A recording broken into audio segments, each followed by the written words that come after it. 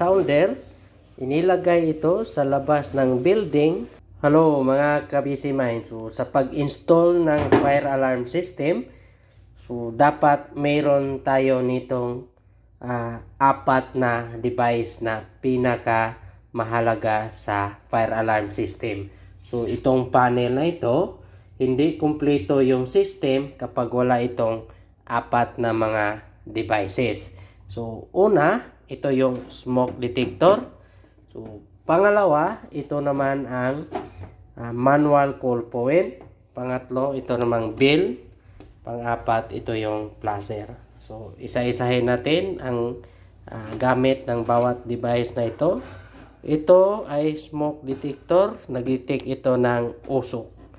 Ito naman ang manual call point kapag may sunog na mangyari para itong switch. So i-push natin ito para mag-alarm yung panel.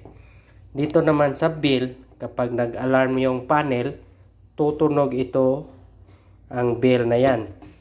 Ito namang sounder, inilagay ito sa labas ng building para ma-inform ang lahat ng mga tao na nasa labas na may sunog na nangyari dito sa isang establishment. So yan ang mga gamit ng fire alarm system. So ito ay conventional type ng fire alarm system. Sa mga baguhan na wala pang ideya kung paano gumagana ang fire alarm system, so ganito lang ang gawin. So may kailangan meron tang device na lahat na ito.